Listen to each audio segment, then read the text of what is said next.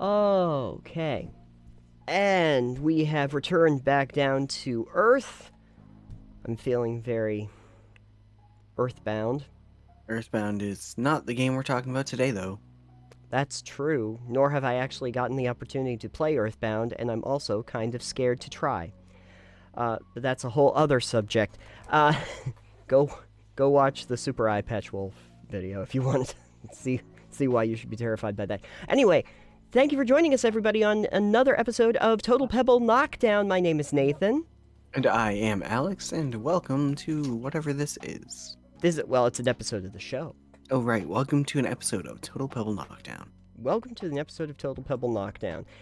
First thing up on our docket is a weekly Muse, as it usually is. Not all the time, but today it is. And we... As usual. as usual, but not as always. We have an article that we were tooling around talking about on some previous episodes, but we had some other more pressing stuff to talk about at the time. But recently, last month, D&D Beyond was purchased by Wizards of the Coast for $146 million. And Yeah. I think the first question that I had, Alex, don't know about you, was, wait, D&D Beyond wasn't already owned by Wizards? Yeah, when you brought that to my attention, I was like, oh, I didn't realize D&D Beyond wasn't owned by Wizards of the Coast. Yeah, so I had to look into what was happening there, and so it turns out that they bought it from Fandom. Fandom's owned this since like 2017. Right. And they had gotten it from a community tool called Curse during the process of it being absorbed into Twitch. But yeah, Curse is a place that hosts like game mods and stuff. yeah. So Basically, before Curse gets absorbed by Twitch, Fandom comes in and snatches up D&D Beyond. And one of the reasons why we were probably under the impression that Wizards already owned it is because of how much it's integrated into Wizards and Dungeons and Dragons already, and that like most of the people that work at Wizards like are working in D&D Beyond, or the live streams will use it, they'll promote it, all of the books are available on there, so they have a very close working relationship. And right. But surprisingly enough, for the last 5 years or so, no, they were not actually owned by the company. It wasn't all that long ago, actually, where their Discord channel really popped off after it was announced on Critical Role to go and check it out, which, again, is the reason why a lot of us probably were under the impression that Wizards already owned it. Or I guess I should say Hasbro, because they own Wizards, so... Right.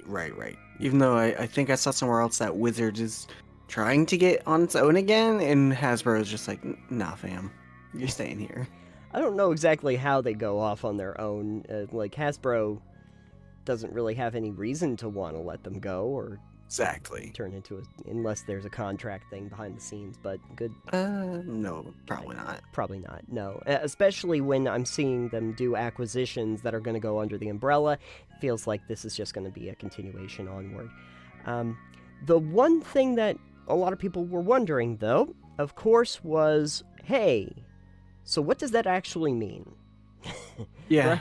Right? Like, functionally, what does this change? So they did, on D&D Beyond, do a little bit of a Q&A about change in ownership and what it would be, mentioning that on May 18th or soon after, your D&D Beyond accounts will transfer over to Wizards of the Coast.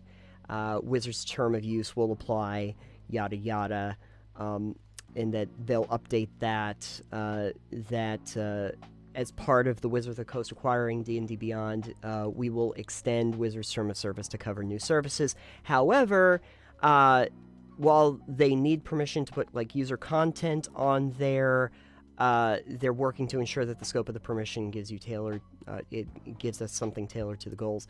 But it doesn't sound like you necessarily need to delete an account, or if you delete your account, your homebrew content will still stay on there. and it doesn't sound like you're going to have to start a Wizards of the Coast account. You'll be able to still use your Twitch login, if you Twitch or Google account, to actually access the site. So not too much that's really going to be changing from the Hopefully. user end. Right. However, there is something that the TechCrunch article had mentioned that I was also thinking about, which is about like positive changes that would extend what they can do with D&D Beyond. They already kind of had a subscription model in place if you wanted to utilize it, but there's been one big point of contention for people, which is about physical books being integrated into the digital content. Right, I think I read that too, and I was like, oh yeah, because you can't just, if you own the physical books, you don't get access to them on D&D Beyond. And more than even that is that if you were to purchase it as a digital book, it's practically what you would pay for the physical book too. Right, And which is a bit much. It's a bit much, and a lot of people were wondering why they couldn't have like just like the SKU or something from the books that would be something you could enter into your account and log in that you have a physical copy of the book, and maybe they'd ask you to chuck like $5 or something for the digital version of it. Yeah, so that would be fine. I was just thinking that like $5 for a digital copy of a book that you already own physically by the same company would be fine. Yeah, that's fine. Okay, I already have a bunch of books, and then you're saying that you can get a digital version, and I upgrade for a few dollars. Okay, great, but I shouldn't have to pay twice that so that I can full price is kind of silly for a digital product. For a digital product, especially when so many people coming into this were probably already familiar with having books physically in their hands. So I think that might actually help if they could put a model like that forward. A lot of people that have the physical books that didn't want to buy the digital copies could just like shell a couple dollars out, and what's it going to cost D&D Beyond to do that realistically? Yeah, even more so is if they have that subscription model. I feel like you should offer access to the books for your subscription cost. But then if you stop subscribing, obviously you wouldn't be able to access the books anymore. Yeah, that would almost be like how streaming services work, like the on-demand services, that kind of thing. I think that'd be fine. Yeah, and what they're mostly offering, like one of the big things that I see them offer for the subscriptions are either like some of the custom skins and dice for different, character sheets, or for the encounter maps, stuff like that, and that you can typically, if you just have a free account, you can create 6 characters at a time on your account. If you get a subscription, though, you can have unlimited character creation. So perfect. Just a place to put all of my characters. Just put all of your characters on there. Every single one that you've ever made in the history of time. I'm going to put Rexall Death Dice on D&D Beyond. Yeah, and the great thing is that you can build all the homebrew content that would be required for him if he had special equipment, and then it will be there forever. No, I mean, he does have 1 or 2 pieces of special equipment, but he's also 3.5, so I'd have to convert him over. You'd have to convert him over because, yeah, D&D Beyond does not account for anything outside of 5e, really. Yeah, plus he's also way higher than level 20 at this point, so he'd be retired in 5e. He'd be retired? Terms, yeah. D&D 5e only goes up to level 20. After you hit level 20, you're, like, pretty much retired. Right. There's not any, like, past that. There's not epic levels or prestige classes that I'm aware of. I did see a supplemental project that they've been promoting that actually would extend it to 30. Oh boy. Go up to level... and I'm like, oh my god. At level 20, you're practically gods. What are you at level 30? Yeah. You're demigods. That's the real meat and potatoes, a lot of people say, for D&D is low level to mid level. Yeah. So 1 to 5, and then 5 to, like, 9. Yeah. And that's where you are, 1 to 5 is where if you want to have something that feels deadly, those levels are pretty deadly, because you have to be careful or else you will die very quickly. But once you hit level 5, you start getting access to, like, a lot of really powerful things. It's 5 to 10, you can take on a lot. Yeah, it's one of the reasons why when people say, oh, wow, these characters get some super great stuff at like level 11, 12, 13, I'm like, you know what? I'm looking for characters that are going to be pretty well outfitted by like level 6. Because Yeah. honestly, how often are you going to play up to those levels anyway? Long-term campaigns, but also Sure. if you're playing a campaign or something where you start at a higher level, But Yeah, I mean, but the thing about it is when they're saying, "Oh yeah, when I reach level like 14," yeah, I don't see that happen. If you're starting low, it's probably not likely going to happen. Like my character is gonna really get good if I just wait like 6 more levels. It's like one of the reasons I thought it would be great to be a College of Lore Bard was like level 6, I get some magical secrets.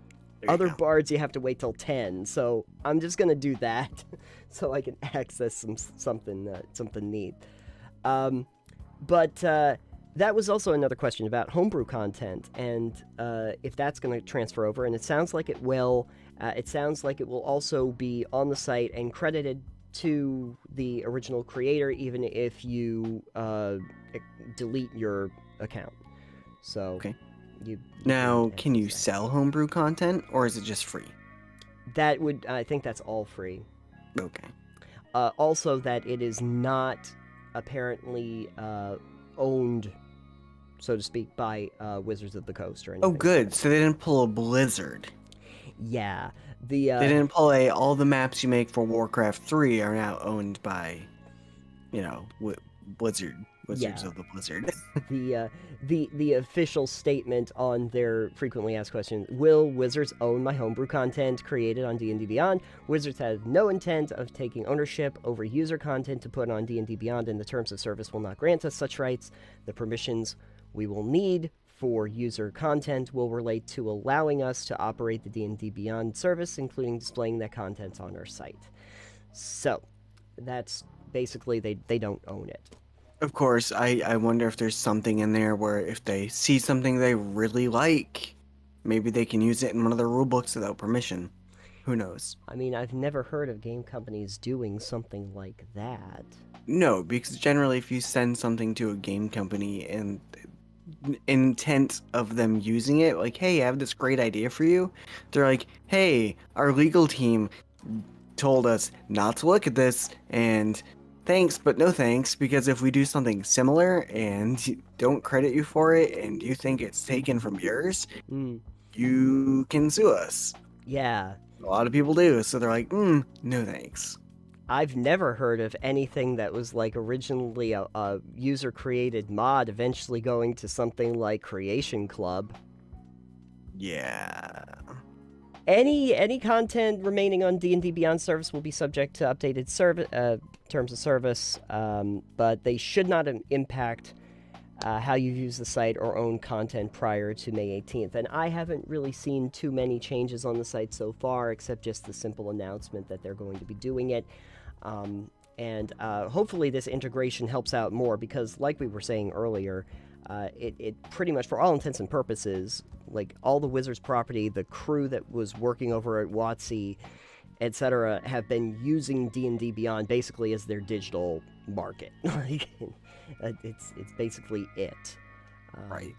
Now, if you don't like something like this, there are other sites like, I think, like Hero Forge, where you could export this off if you don't want to support WotC. But I don't know why you would if you're playing Dungeons and Dragons. Yeah. Why you'd have a problem with WotC. I never used D&D Beyond before, really. I think I may have maybe used it once, perhaps. I'm not really sure. I don't think I've really used it before, and it was because you had to buy the digital books, right? If you wanted to use them on it. And I'm like, no. Yeah. I already own the books I want to use, so I'm not gonna do that. So hopefully, especially for all the people that would have picked up very common ones like the Player's Handbook or, the GM Handbook or something like that, they'll make some kind of deal so that you can utilize it on the site. Because, right. I mean, for me at least, I find that it is very, I've seen digital versions of games be bad, but D&D Beyond is so streamlined in its process, especially when you're building your characters, creating them, and doing a lot of the legwork to show you like how character development works and everything like that, that it's actually a really good system to use if you're playing Dungeons and Dragons. So hopefully they could streamline that even more, just to bring more people that have the physical copies into the fold, and get them acclimated to it so they don't feel like they're getting taken for a ride. That would be good if people aren't taken for a ride, because then you get more people to hopefully interact and play with it. So yeah. The other thing that I'm hoping on is that I don't hear the word NFT. Oh, well, we don't talk about that. Their market's crashing. We're all good. Yeah, it is. And we take no joy in it at all. Your background for saying that, you should swap it to just crying bored apes. Crying bored apes. Yeah, just on the green screen. Just crying bored apes. Since somebody hacked. I don't know if you heard about that. No. Oh, it got hacked. Oh, of course it did. Mm-hmm. Like Axie Infinity. Mm-hmm. I think it was users that owned some of them gave up information or whatever, but because crypto bros are smart. But I thought the blockchain was secure. I thought digital security was the thing people that cared about crypto really cared about. Anyways, that's not for today's episode. That's a whole other weekly Muse or soapbox. That's a whole other laugh. Whole other subject. But in the meantime, yeah, so, in short, WOTC purchased D&D Beyond. We're hoping for some good positive changes. Doesn't look like for the end user it's going to make you have to get any new accounts or anything. So that's at least a good thing. We'll see how it works. We'll check it out after May 18th. Yeah, I have a D&D Beyond account, so I'll be able to tell you if I notice any major changes. All right, so next up on our docket, I'm going to start that over because I don't like the word docket. I don't like the word docket either. Docket in the station. That's right. You've got such a big docket. All right. Wow. That's in the B-roll. That's in the B-roll, babe. All right. Up next is a mechanically speaking. I know we're doing those still. Because we're speaking about those mechanics? We are. This is actually a mechanic from a video game, and I wanted to talk about how you might be able to integrate it into tabletop games, which is kind of what this segment is about anyway. Or vice versa. Or vice versa. Or maybe. Vice versa. Yeah. Vice versa is a little easier, I think, in a lot of cases. Yeah. The hard thing is trying to figure out how to put it into a tabletop game. But this one's a real interesting one for you, Alex. I want to throw this by you. Sure. Recently, I was playing a game called Mages of Mystralia, which yes, I've also played a bit of this game. Okay. I believe a lot of the lore in that is Ed Greenwood. Ed Greenwood is one of the big story credits on there, yes, and the lore and development. But basically anything that you need to know is sort of like a top-down game where you're almost in... I want to say it's a little Zelda-inspired in the way that it looks and feels and everything, where you're a little mage, and your little mage has a wand and can toss spells out at people, and when you go through the game, though, and start getting into more of the spells and more of the lore, they introduce this concept about modifying your spells. Yes. And some of those modifications are actually like they're actually there to solve puzzles, like your firebolt. You get a firebolt spell, whatever that one's called, Infurium.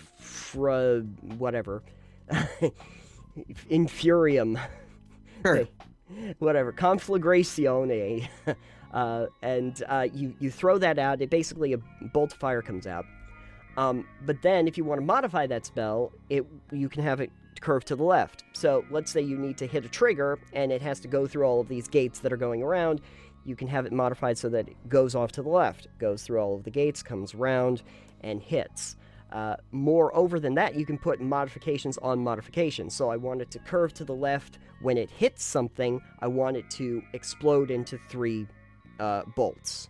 or I want to activate another spell when a certain condition is met, or I want to make 3 spells and I want them to bounce off of walls and I want another spell to happen at that same time. You can start getting kind of wacky with the changes that you can do, so it's not just the few basic spells that you have.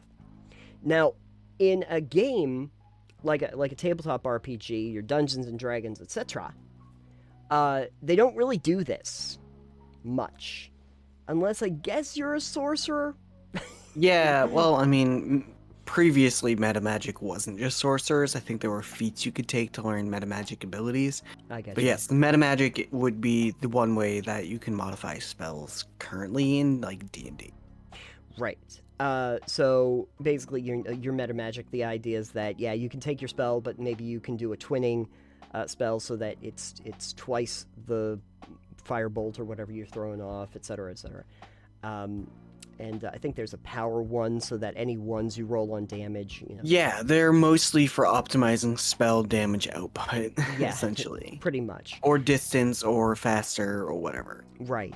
But I was thinking about taking this a little bit further than even that, to some of the actual mechanical uses of spells to actually create essentially custom effects. Or taking different spells and combining them to create a new effect. So, like, we'll take the simple idea of turning right or turning left or circling around.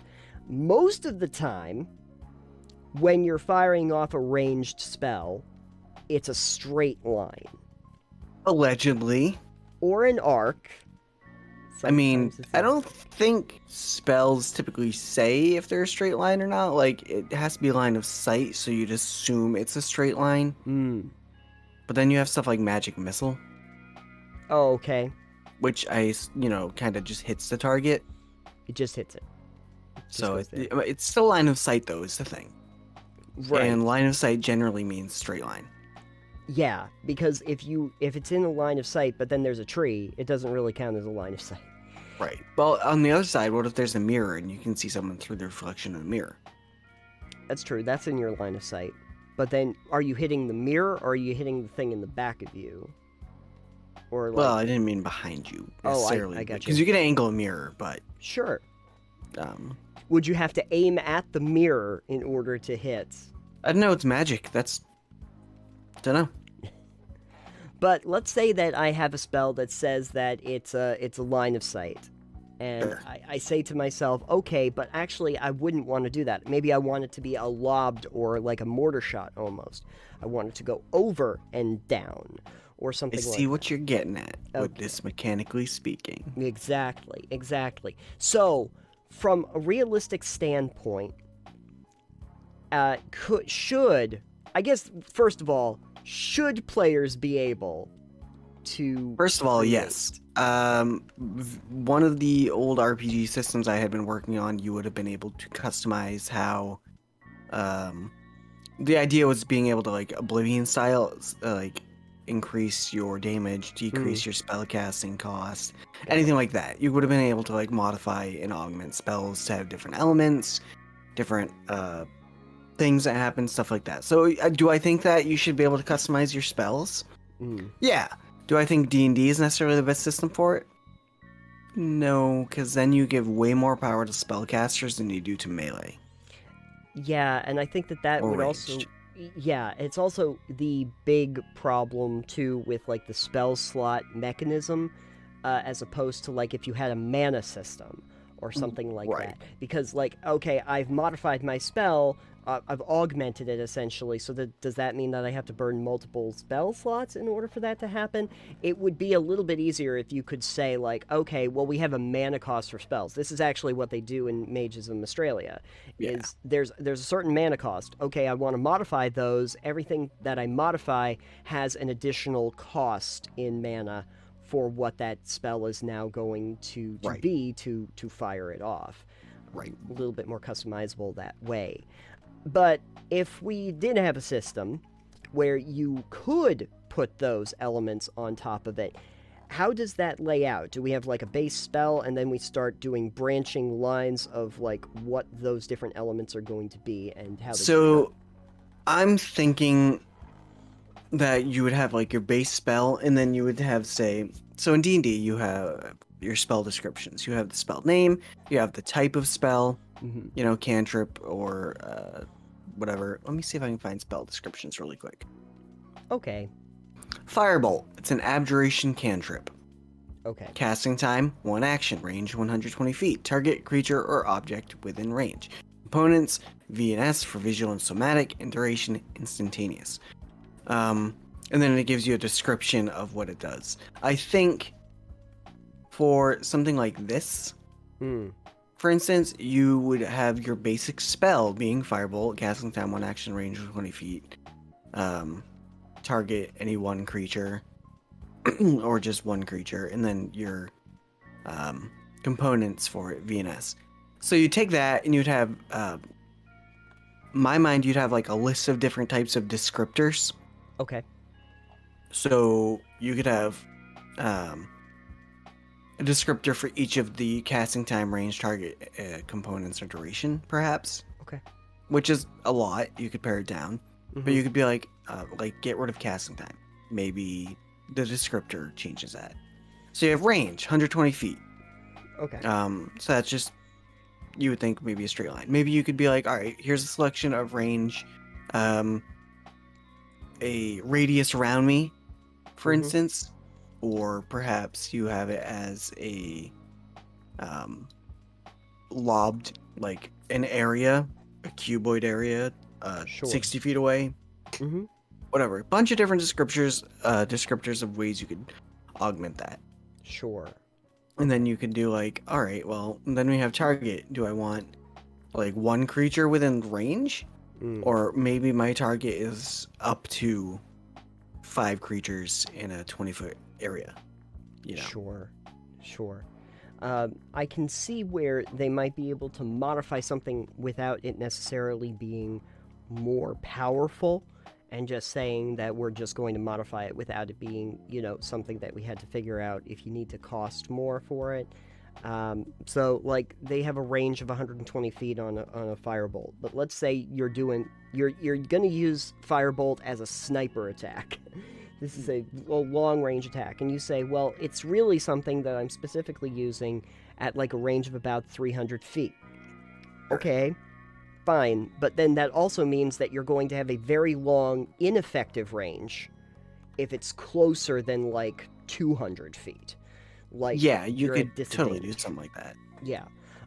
You say that it's a ranged attack, maybe you want to make it a melee attack. Is that going to be, maybe we can modify even damage or your likelihood that you'd hit, something to that effect.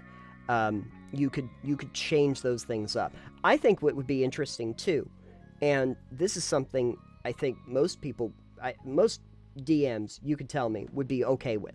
If you had a spellcaster that their whole thing was like ice powers or something, or they were like an acid caster or something. They're punk rock and they're acid all day long. Yeah, acid. They're wearing those acid jeans. Changing the damage type of a spell. I think that's fine. I've done that with my druid that I had with David's campaign.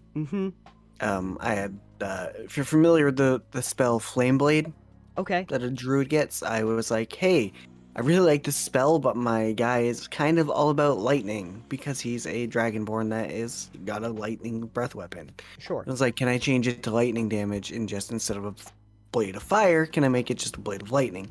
He's like, yeah, simple elemental change. It'll do basically the same exact thing, except it won't burn them. Right. And Exactly. it would still make clothing and things like that set on fire, but it wouldn't burn them. Sure. So you could have, instead of Firebolt, you could have Thunderbolt. And then that's just a thing that you do. And you just use the same stats, but it's a different kind of damage type. I don't know if that might still apply for things that are usually considered better damage types, like Force, perhaps? Maybe for Radiant?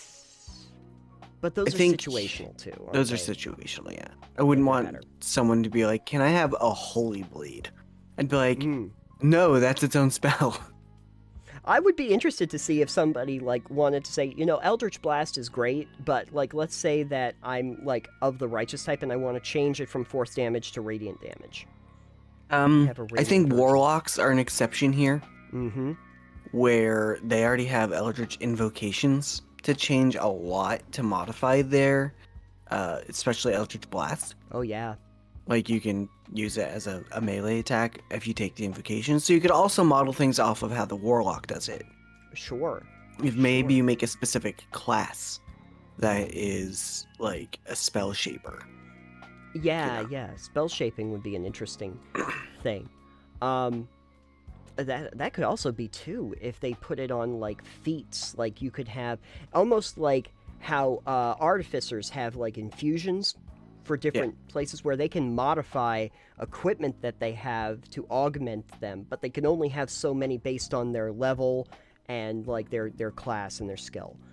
Yeah, I think something like that for D&D would work pretty fine. Yeah.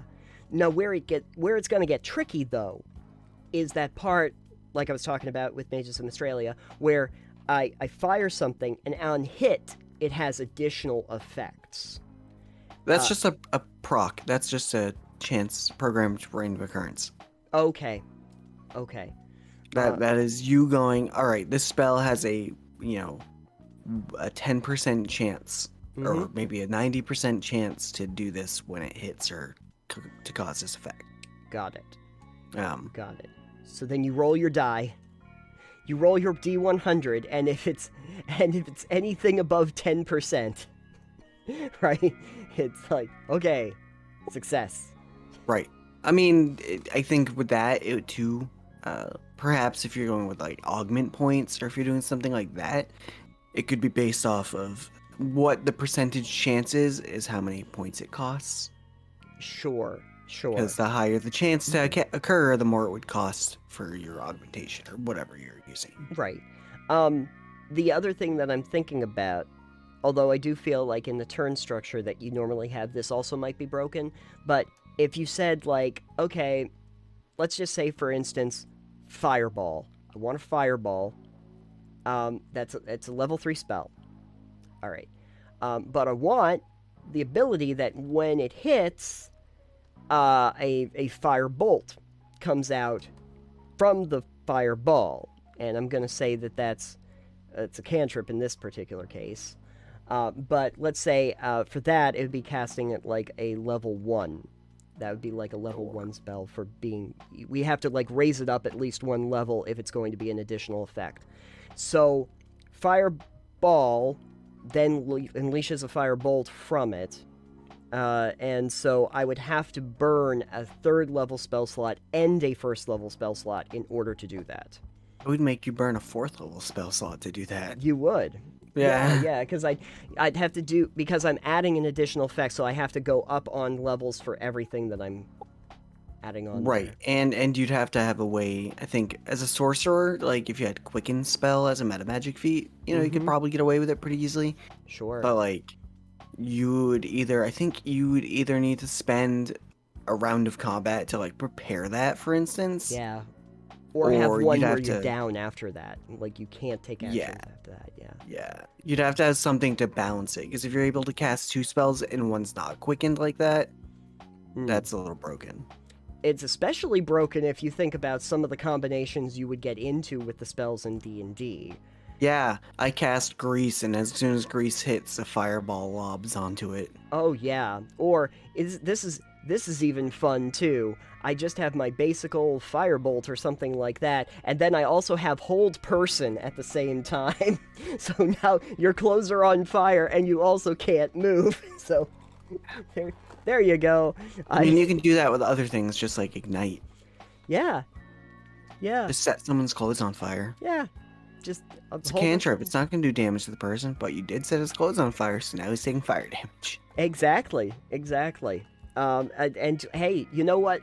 Wouldn't it be great if you could do something like paralyze and also like heat metal at the same time? I cast heat metal and turn their armor basically onto fire so that they keep taking fire damage, and then also paralyze them at the same time so that they can't take their armor off. They can't take the armor off, so you can keep doing bonus damage to them.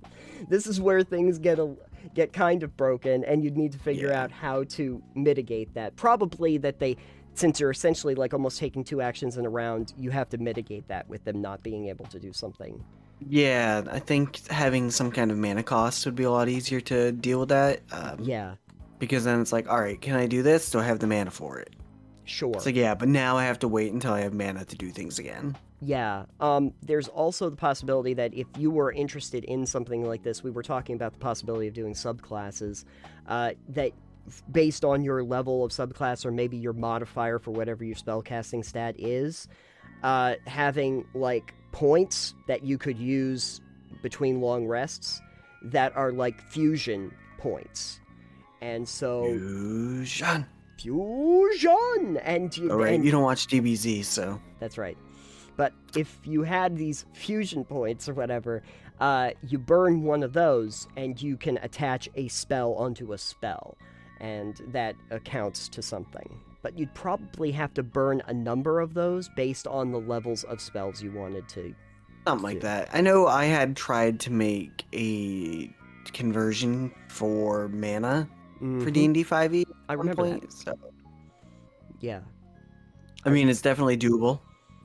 sure. You could do it. You could also use other systems, depending. Again, the trick there is that if you give this ability to modify spells to spellcasters, then you need to find some way to give those without spells something. Yeah. Well, there's no saying that you couldn't try doing some kind of modifications for ranged and melee, too.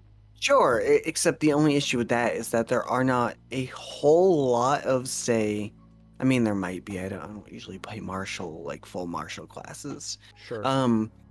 Like I know there's maneuvers and stuff for like the one of the fighting archetypes, and then thief and whatnot. But there's not like moves. There's not like specific combat attacks. I Yeah. don't think, Where I could just except for like power attack and cleave. Yeah, Or rapid shot. You know, there's not like a huge selection compared to spells. Right. I hit something with my sword and then a firebolt shoots off the other way. Yeah. That's something.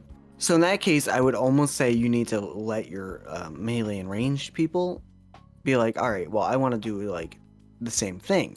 So you need to be able to like, I want to have a couple attacks at the ready and just like a normal attack, and then say maybe I want a flurry. Sure, If you sure. will. Sure.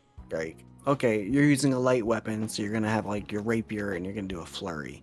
And it's like flurry, you could be like, it kind of acts like flurry of blows, maybe.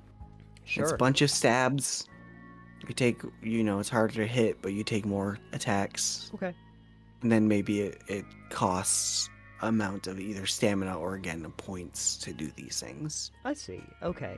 I can see the possibility too of for like ranged attackers, like you have your ranger and they got the bow and they're ready to fire off an arrow. Almost do like the curve the bullet thing, so that if maybe you can't see the target and maybe you're taking disadvantage on it, but like you can, like it's not clear line of sight where you have a thing, but I want to be able to try and hit through a tree line, right? Like maybe I could take some point or something that says that I'm doing an expert move. You just shoot through the trees. Just shoot right through all the trees. Yeah, all the trees. It's a laser bolt. Yeah. Now I have a laser crossbow. Yep, I'm a fire and a laser. I'm a fire. Now I have a laser crossbow, everybody. Everything's fine. Everything is perfect. And I get burn damage, and then a firebolt comes off of it at the end, and then we're all great. Yeah, I mean, I would like to see that level of customization in a spell system for more games. I think the problem is that a lot of systems, D&D included in that, don't really lend themselves to that the way they were developed. That they kind of have to just have whatever the spells are and just go with that. Yeah, it's hard to modify unless you get, again, right into the homebrew and stuff. It can be. Yeah, I mean, even in decentralized systems, like when I was playing Open Legend and stuff, is that they'll make it a little bit more vague, the different abilities that you'll have, but they still kind of have rules that you're following for what those actions are or what those feats are that you would be taking. I don't usually see systems where they specifically make a way for you to modify spells. And what would be neat is if you wanted to build a system specifically for that, I could really see a possibility of saying, okay, so here's your spell creation module. Yeah. And, like, you can create a spell, like, say your 3rd level spell is worth X number of points.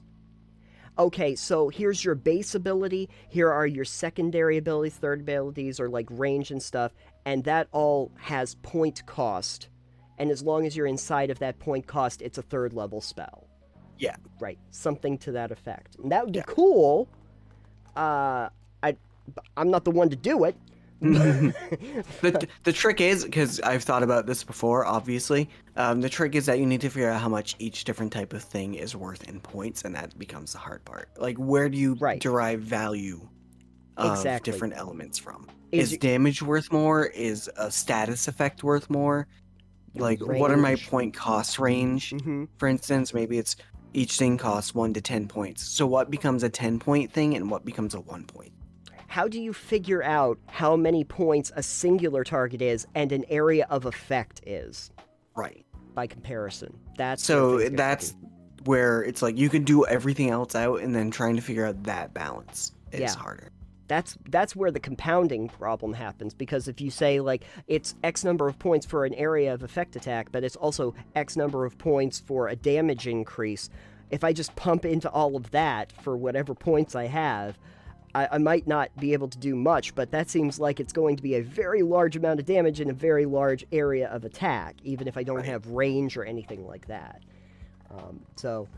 But that seems like a system that would be really interesting if you were trying to use it inside of a spell slot system, or even a mana system, if you wanted to try and figure out mana cost for it. But boy, that's a lot of behind the scenes work to make sure you don't have exponential growth.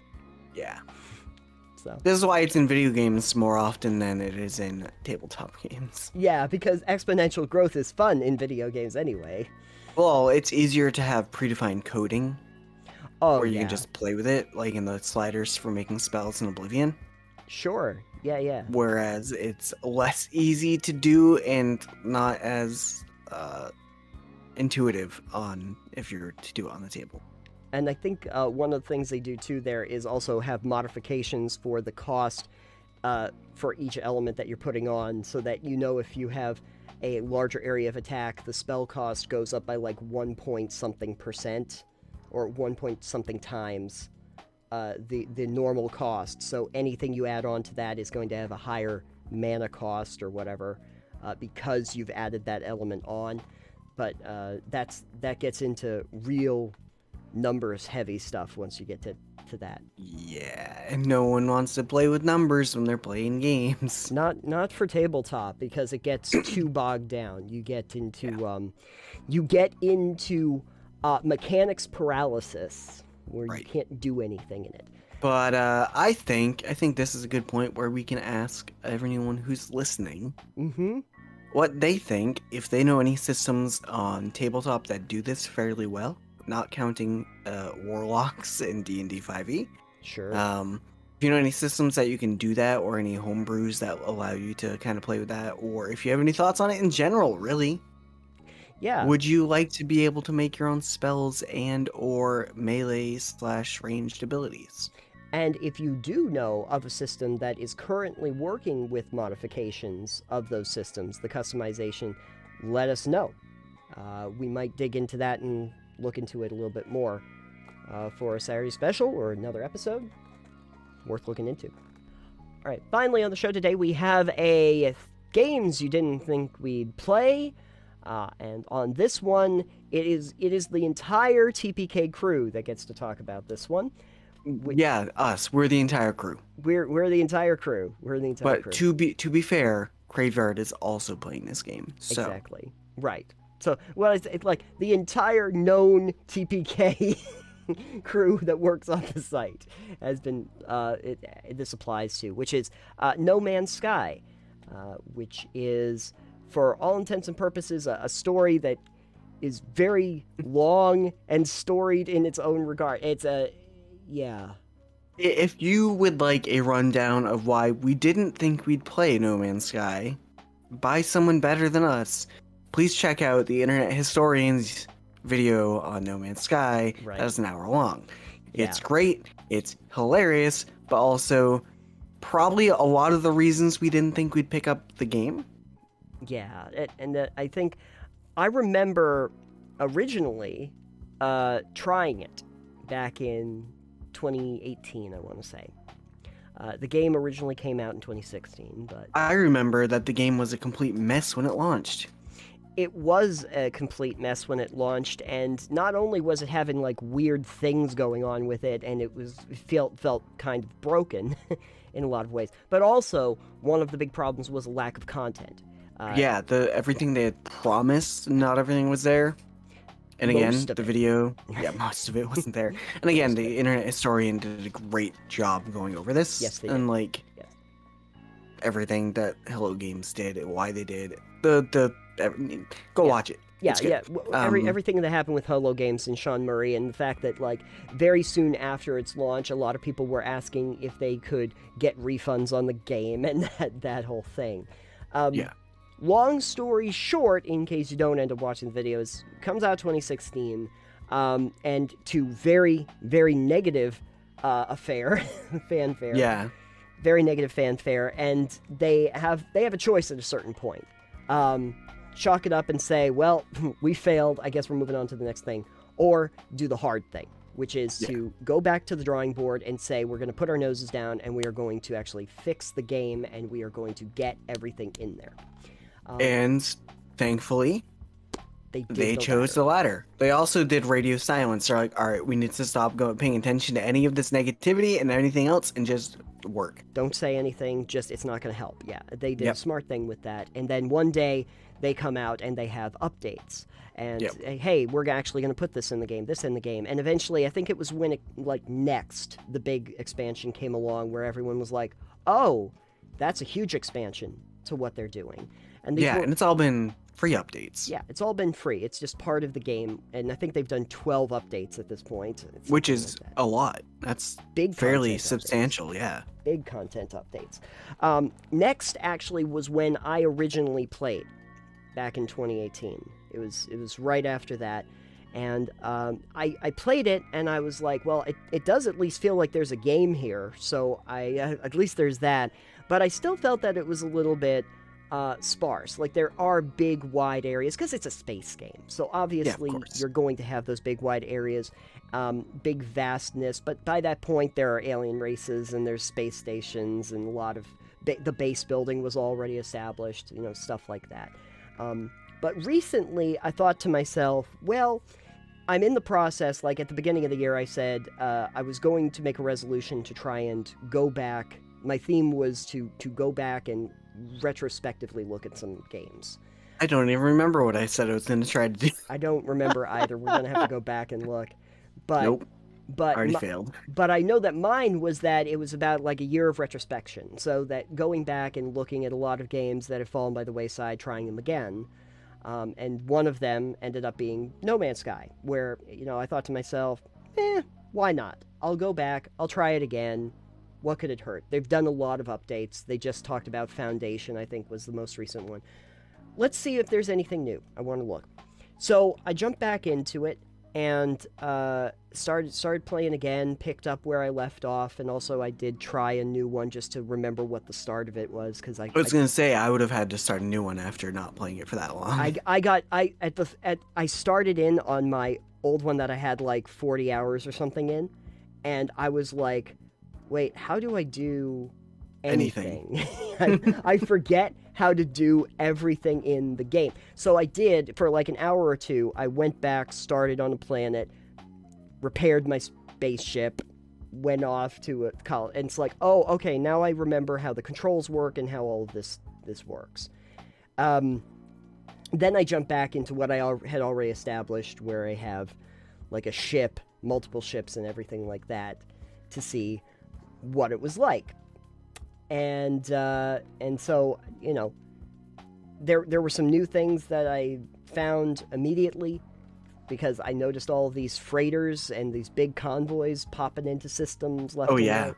And I've had a few of those, and I'm like, oh shit, that's scary. Yeah, like, and most of them aren't going to attack you, but like at the start, you're like, wait, Is that something I have to worry about? Only to find out that actually you can have freighters of your own, and you can have frigates of your own and take them out on missions and stuff. And I found that out when I responded to a distress call that there were these pirates attacking a freighter. Yeah, I haven't had that happen quite yet. I found a freighter who was offering me to buy their freighter. Yeah. But I know that the one of the pirates, because I've looked into it and listened to some stuff for tips, and I'll talk about that in a bit. But they're like, yeah, the first one is a pirate attack, and they'll offer you the freighter for free. Yeah, they will. I literally, and it was literally like 2 little ships that I blew up in about a minute. Yep. Go into the freighter, and the freighter captain's seems like he's very tired of this life and offers you just the freighter for free. And I'm like, yes.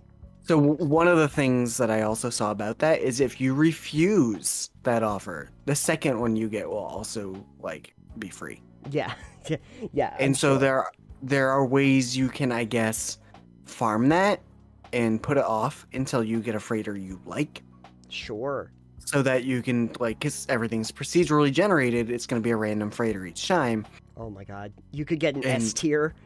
And so you can do it and get a free S-class freighter. Ooh, that would be cool. And I'm like, okay, well, maybe not S tier for me, but if I could get one that's got decent slots and B or A instead of a C tier, I might do that. That sounds good.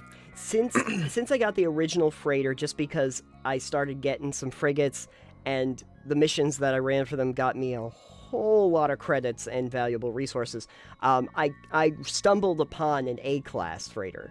And you're like, bye. I was like, I'm going to trade this in now, please. And traded it in for much more storage space and better stuff. Right. So one of the things, because you had played it before, and I had just started playing it, and Graveyard just started playing it, and we're doing multiplayer. So one of the things is, one of the weird things is multiplayer. If you get a distress call for a ship, and there's a broken ship, you can both claim it. Oh. It'll spawn a new one. Oh, cool. So that's cool. But then there's other things that you can try to interact with that only one of you or the other of you can get, but you can't both get, crates and things. Oh, okay, interesting. Okay. Yeah. Then another really weird thing in multiplayer is if I go to the space station, for instance, and you come in after me, you can talk to nobody. Oh, really? Yeah, you can't do any of your quest things. You can't talk to any of the people on the station, really. The salespeople, the merchants. Yeah, but any of the wandering around aliens, you wouldn't be able to talk to. Really? Okay, that's interesting. Yeah, it's kind of weird. I didn't really play multiplayer. I didn't before. I didn't this It's a little wonky still. Sure. My friend also joined us, and he got one of the new solar ships. He's like, whoa, this is cool, I'm gonna buy it. He's got millions of credits. Cool. And he went back to his own game, and apparently this ship had replaced, he had bought it, but on his game it replaced an S-class fully upgraded fighter he had, or whatever he had instead, and he's like, I'm a bit mad. Yeah. So be careful with doing multiplayer. But So one of the things is I've played, and I've talked about playing Elite Dangerous quite a fair amount. Oh, yeah. And I love Elite Dangerous. So going between Elite Dangerous and No Man's Sky is really interesting because there are things that Elite does better. Sure. Like the Galaxy map. Yeah. No Man's Sky version is kind of really, really, really simplified and kind of not very intuitive. Yeah, it's a little wonky to navigate. It is very wonky to navigate. Yeah. So Elite Dangerous has their whole nav menu. You can search for things on the map. You can plot routes. You can do everything. You can view planetary maps and solar system maps, which you cannot do in No Man's Sky, for instance. There is not a planetary map you can look at, aside from just looking at the planet. There's not a solar system map to look at, aside from looking at the galaxy map and zooming in. Sure. But then other things, for instance, when Graveyard was starting it, she's like, this is a lot more intuitive than starting out with Elite Dangerous. Yeah. Because Elite Dangerous starts off with a very high learning curve. I am aware. And No Man's Sky seems to have a a slightly slower curve to it. Like, it does have a learning curve. A lot of the systems, it seems, at least if you're going at your own pace, don't seem to be really, like, described to you right off. No. But I think later on, like, I'm getting the base building quests now. Sure. And so it's like, oh yeah, go do this and that. I'm like, I've already done this. Why are you now telling me how to do this?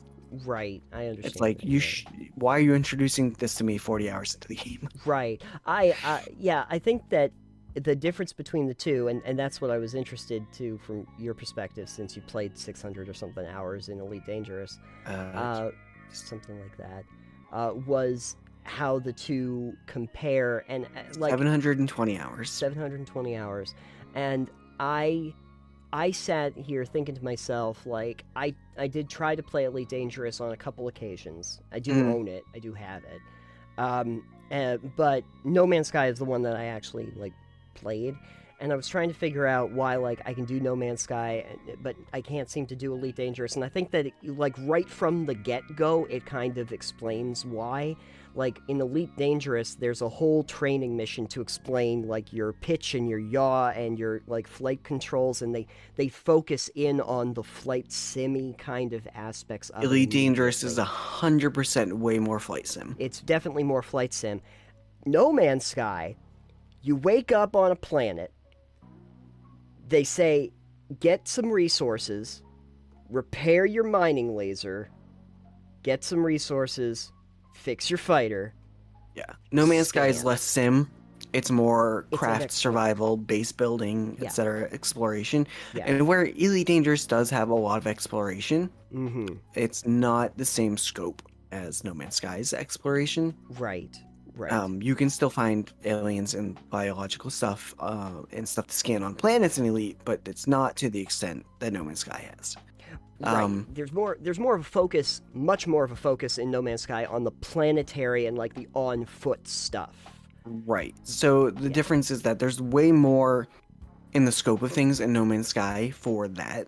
Yeah. Whereas if you really want to get into the whole flight sim and, like, really into that, like, you will enjoy flight simulators and you enjoy trucking and you enjoy space battles that are really big and grand, I think I think Elite Dangerous would be way up more that alley. Sure. But the intensity on each of those is a little different. Elite Dangerous can be super intense. Oh yeah. You go into a conflict zone, it's like, all right, I am potentially fucked. Yeah. It's like, if you start taking damage from a ship that's better than yours with a pilot that is rated well, you're like, I'm dying. Yeah, exactly. And it doesn't have the auto follow thing either. Like, you can get turreted weapons, but you know, No Man's Sky, it's like hold S to track your target. I'm like, oh, okay, that's easy. That's way easier. Oh yeah, it is, because it will allow you, and it will even figure out leading, and it will even let you do precise differences if you wanted to in the meantime. Yeah. And you can also eventually, once you have your freighters and everything, you can start expanding your squad, and you can actually have up to 4 other ships with you, like individual ships that you hire on. So yeah, I mean, with Elite, you can kind of do that to an extent. You can have fighter bays, for instance, on your ship. Oh, sure. So you can have an NPC pilot that flies a fighter craft for you. Cool. You can have multi-crew where other people join you on your ship, which is cool, like real people. And then you can get a fleet carrier for lots of money. Yeah. Which is just a huge ship that can carry tons of, like, ships, and other people can park in it, and you can do all sorts of stuff like that. But you can't, like, have a fleet in Elite. Right.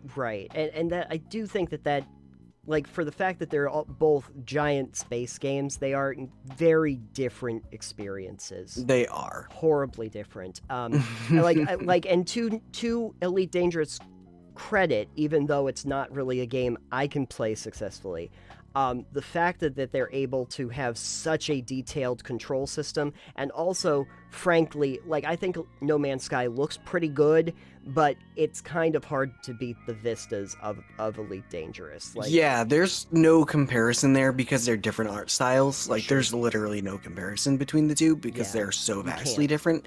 Both games look great, you know, but if I had to pick, like, breathtaking over stylized, Elite Dangerous is absolutely breathtaking sometimes. Yeah.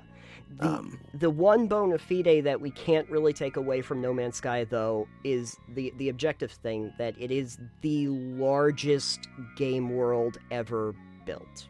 Yeah, I mean, when you procedurally generate, that happens. Yeah, but and Elite Dangerous is second largest. Elite is a 1-to-1 scale of the Milky Way. Right. So it is also giant beyond belief. Yeah, and I know that like No Man's Sky is like a procedurally generated universe. I will say one thing I like that Elite does that No Man's Sky doesn't seem to do currently, at least that I've known. All the systems I've been in, even if they're unexplored systems in No Man's Sky, seem to have alien presence. So they're really unexplored. No player has been there, but they're full of aliens. Like there's a space station in almost every system. It seems. Yeah. Now, Elite Dangerous, there's what we call the bubble. Okay. Where it is this bubble of civilized space. It's fairly large comparative to whatever. But like as soon as you leave the bubble, you're going out into space with no space stations. Got it. So there are aliens in Elite Dangerous. They're not as common. Sure. But once you leave the bubble, it's like, all right, you're gonna encounter space stations a lot less frequently. Oh yeah. And I like that. It's like I'm going into deep space. I don't want every single system I visit to be full of aliens. That doesn't seem right like it should be. It feels like a frontier. Like actually out on the frontier. Literally no man's land. I wish you could build your own like settlements in Elite Dangerous. That would be neat. Oh, you can form your own factions in Elite. Sure. And you can have those and push that stuff and do the whole background simulation in Elite is intense. I don't understand most of it. Yeah. All the factional changes is really, really in depth. Sure. Yeah, I think some of the things that I noticed though with No Man's Sky when I went back in just to try out some more stuff was you're never at a lack of stuff to do. I felt like in earlier builds there was like just kind of like a figure it out, like you enjoy. In this one, literally, like I go from point to point, and along the way they'll say, yeah, ooh, spatial anomaly here, or ooh, there's an abandoned building when you're looking around the world, or there's a lot, and I enjoy it. A lot of stuff. I've been enjoying Elite. No Man's Sky. I enjoy Elite too. Yeah. Ah man, one of my other friends is playing Elite, and I've been trying to like. He's newer, so I've been like, here are some tips and hints. So I've been thinking about that too. Sure. Yeah. No, but neither of the games, however, there is a point of contention here where there are systems in the games that the game itself does not really teach you all that well. For instance, mining, like core mining in Elite Dangerous, I was explaining. Yeah, I had to watch a video on how to do that because I had no clue. The game does not tell me how to do that in Elite. And then like mining in No Man's Sky is just go out and shoot a bunch of asteroids. Shoot the asteroids, shoot the plants, blow it all up. Just bang, bang, bang. Yeah. It is that. I will say one of the things I don't like in Elite, in No Man's Sky, the ship controls feel kind of flighty, and not in the way that you're flying a ship. Right. Sometimes I'll feel like it's a boat. Too. It's kind of like So I know there's you can either have the different controls for tethered or locked, and it will change the responsiveness a bit. But I don't like that there's no apparent there are no controls for vertical thrusters. Yeah, I understand. And I'm like, what? You're flying a spaceship. These things fly and are supposed to be able to fly in all the axes, up, down, left, right, forward, and back. They're supposed to be able to do that. Elite, you can obviously, there are controls for all of that. But I'm trying to fly my ship, and I'm like, no, I don't want to go around. I want to just go down. I want to raise off the ground. I want to go up or down. And it's like, no, you got to fly it like you're flying a plane. Right, because I'm like, but it's not a plane. Right. It's not a plane, though. Yeah. This is not an aerodynamic craft. Right, exactly. This is made for both space and for for ground. Yeah, I mean there are points of contention for me too. Like especially if you want to recharge your shield, your weapons, or anything like that.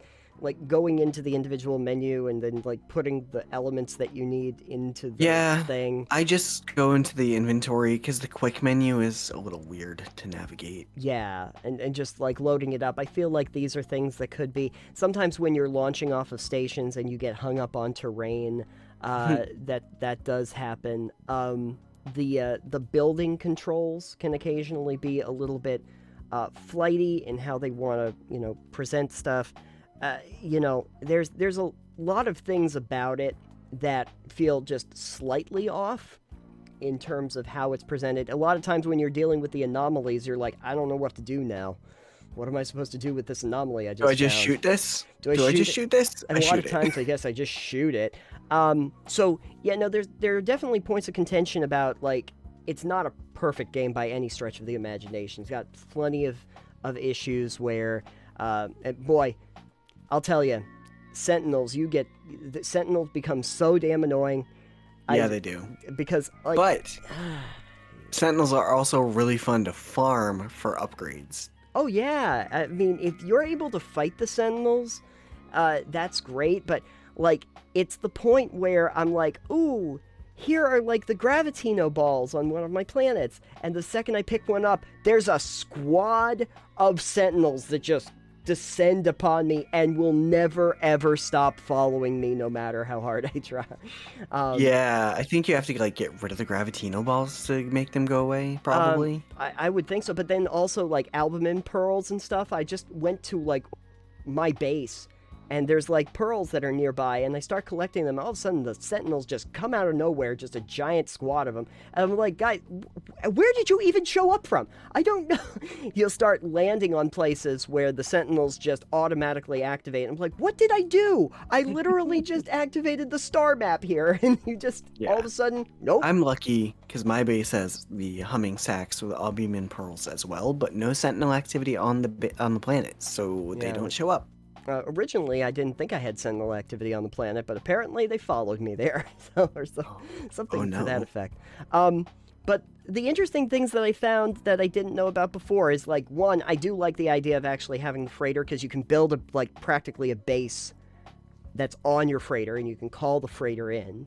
I liked that they have, like, the spatial anomaly now that you can call in, and it's almost like a hub. I didn't... The Foundation update also had the actual, like, bases that are already, like, existing colonies that are on these worlds that you can build out, become the overseer of, make them into thriving colonies. And then the freighters, you said that you came across one, like the abandoned freighters, where you're going through these dark hallways, and there are, like, these horror sacks. And I like, the neat thing about that is, that felt like a completely different game for a second, where it's like, oh, this is like Alien all of a sudden, where I'm going through these, like, abandoned corridors with stuff floating all over the place, and I'm getting very cold, and these sacks will, like, rupture if I make too much noise. I thought that was very interesting that they started to implement these other elements, getting pets in the game, and exocrafts, which is another thing where you can build your own special. They added in all of these different systems. Oh, the deep sea stuff. I haven't even started building the deep sea. I haven't even bases. touched any of that.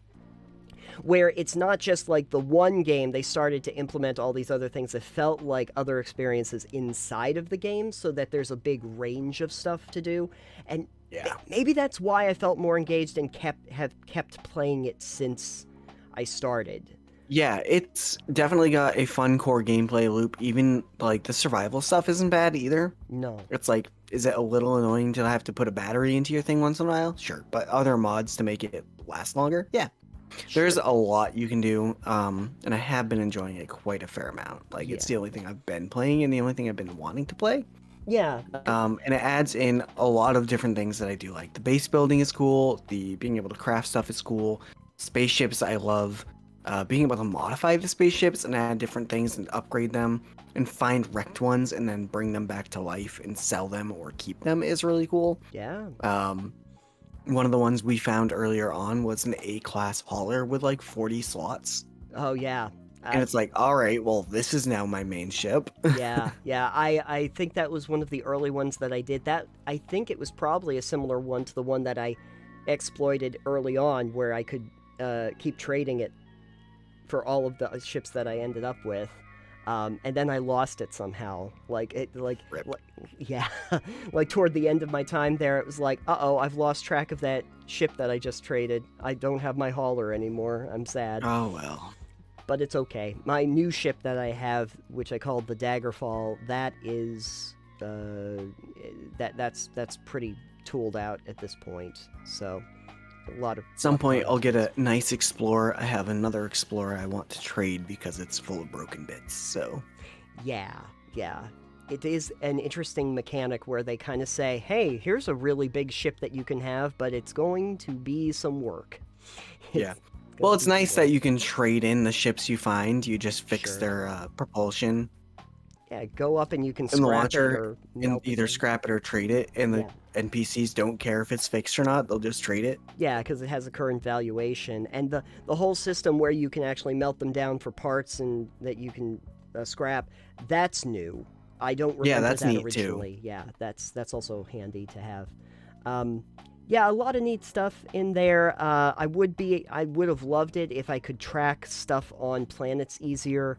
I've found colonies before, but then like I go off planet and then I can't remember where it was. Yeah, that's a thing. Like trying to track stuff on planets or keep notes of where things on the planets are, or for instance, what is it? Oh, I don't like that the quests occasionally will swap on you.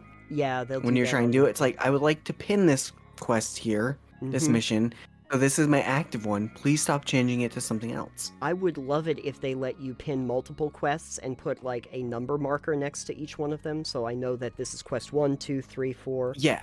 Well, the fun thing is if you're not on the current quest and you go to the person you need to talk to for the quest or mission, it's like, no, I'm not going to talk to you about it. You have to swap to the mission and then talk to the person while it's your active mission. Yeah.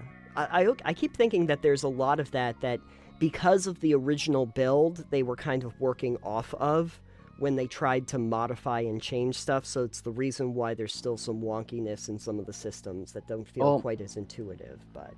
On the bright side is we know they're still working on it and still updating it, so hopefully... some of these little idiosyncrasies.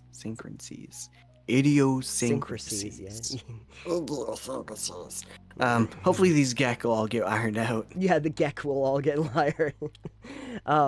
I also did appreciate, though, that they're, like, the core, like, the main story and one of the main focuses was actually not on going and killing things, but was more about discovering like an ancient civilization and learning languages of other races and stuff. I thought that was just really interesting because it focuses more on the exploration and the discovery aspects of things.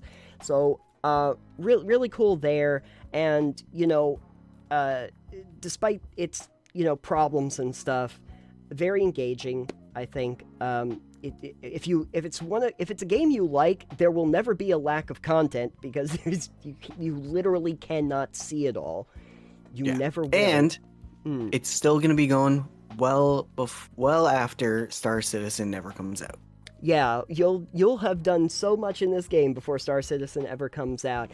I think more than the game itself, though, honestly, my favorite part about No Man's Sky is the story of how we got here, because it is one of the best redemption stories in video gaming.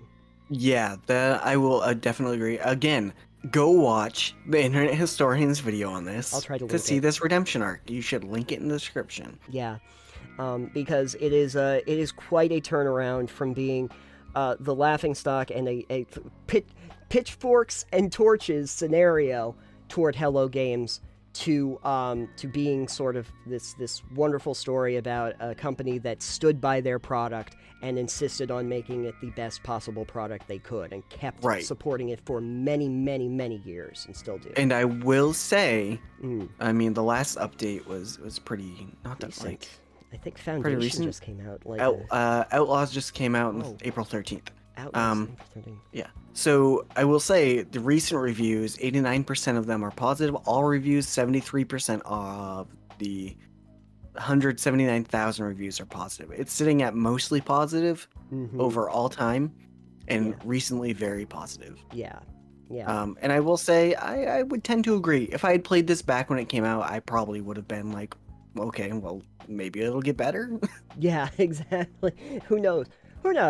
But in general, like, I know that you've played the 700 and something hours of Elite Dangerous, but would you say that No Man's Sky holds up by comparison, depending on the experience? I definitely think that the multiplayer needs some work, but I think the game is fun. I think it holds up as its own space game, grand space game. It is a totally different beast than Elite Dangerous is. Yeah. Just because of all the points we went over already. Sure. But it is fun in a different way. Right. I think it's a general framework of trying to encourage the exploration and discovery is what keeps people coming to it. Not just the setting down of roots and building bases and getting freighters and spaceships, but also the endless amount of planets to discover and creatures that you scan into your inventory and, digging down into the core and finding these subterranean cave systems and all of that is just always entertaining because you never know what you're gonna get every time you enter and I into a new think system. that's interesting because, like you land on, like I was telling you earlier, I have a planet that I made my base on. It's a glitch planet. Yeah. And you said you've never seen one. No.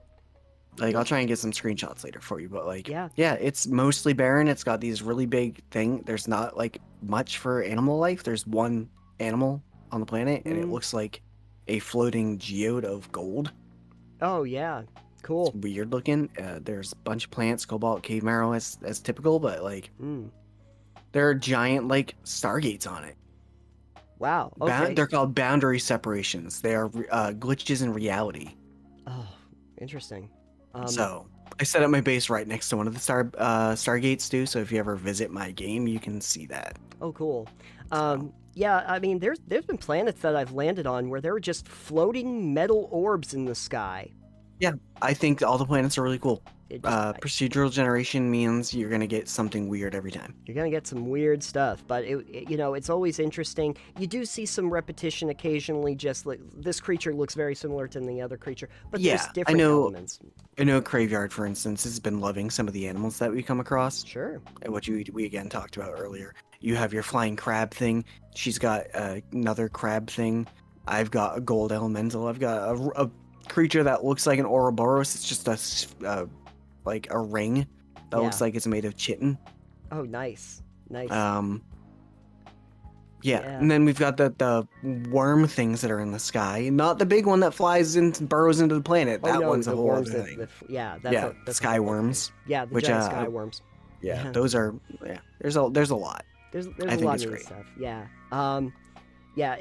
Procedural generation is like hit or miss with me because sometimes I just find that it's, just way too random. But I think in the version that they're doing with No Man's Sky, where it's really just about the discovery, I think it works really, really well for that. Yeah. Really, really well for that. So, I'm still playing it. Probably will be playing it for a good long while. I might eventually do a Titanium Mine when I'm kind of ready to put it down again.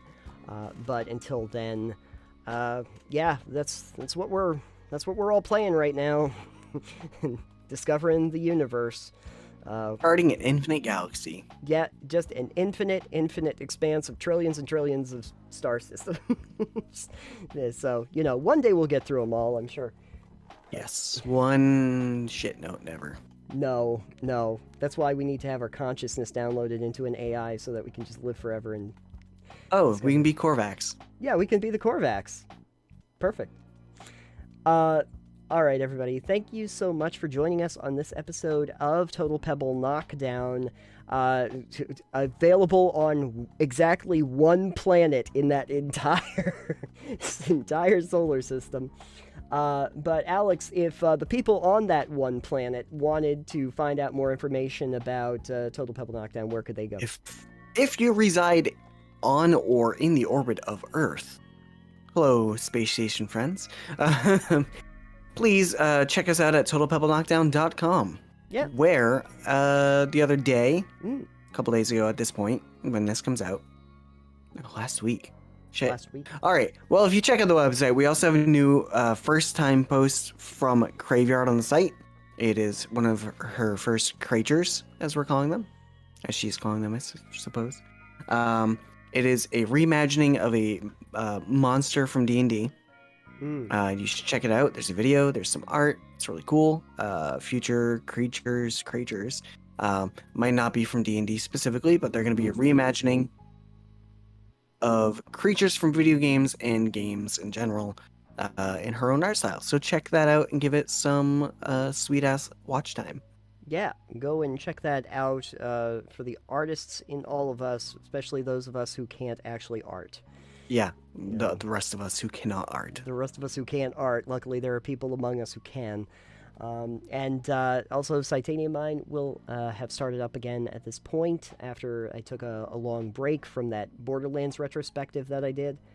Ooh, that was a lot of stuff. So, starting off strong actually with like Cyberpunk, and you'll probably see Unsighted at this point as well.